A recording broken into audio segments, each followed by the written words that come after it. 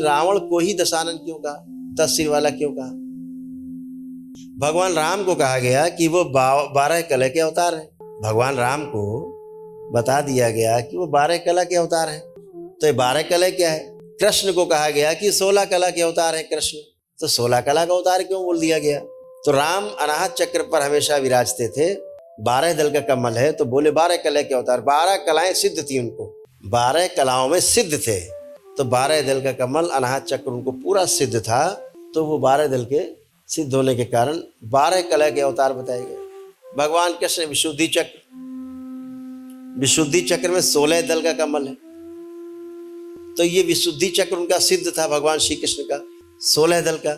इस आधार पर वो 16 कला के अवतार कहलाए। अब ये सिद्ध क्या है?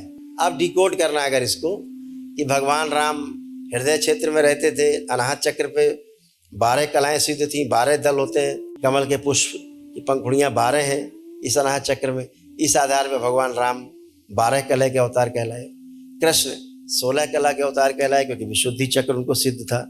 रावण 10 कला का अवतार था, 10 कला सिद्ध थी उसको, इसलिए दशानन कहलाया, क्योंकि 10 दल का जो कमल है विशुद्धि चक्र है।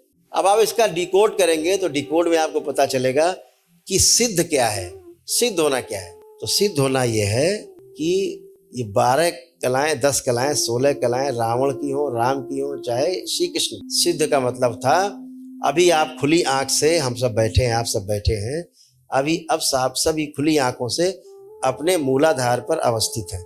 आंखें खुली हैं, ध्यान नहीं कर रहे, आप मूलाधार पर हैं।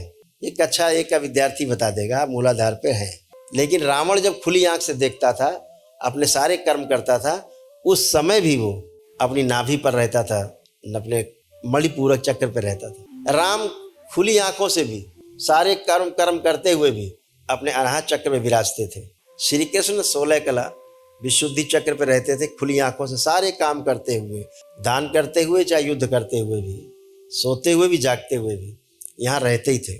इसके ऊपर की यात्रा करते थे। रावण आंख खोलता था तो नाभि पे स्थिर हो जाता था, आंख बंद करता था तो ऊपर की ओर गति करता था। राम अनाहत चक्र पे निवास करते थे, इसीलिए उनमें भाव की प्रमुखता रही है। राम के कैरेक्टर में भाव की प्रमुखता सबसे ज्यादा है, क्योंकि हृदय क्षेत्र, मैंने एक दिन आप लोगों को ध्यान कराया था भाव का, आप लोग कितने भाव विह्वल थे। तो इसलिए सिद्ध का मतलब है कि अभी आप मूलाधार पर हैं, आंख खुली पर, ध्यान करने बैठेंगे तो ऊपर की गति करेंगे। लेकिन रावण की स्टार्टिंग नाभि से होती थी, और इस दरबार ने भी आप सबकी स्टार्टिंग ही नाभि से रखी है। आप जब ध्यान करने बैठते हैं तो आप यहीं से शुरू करते हैं।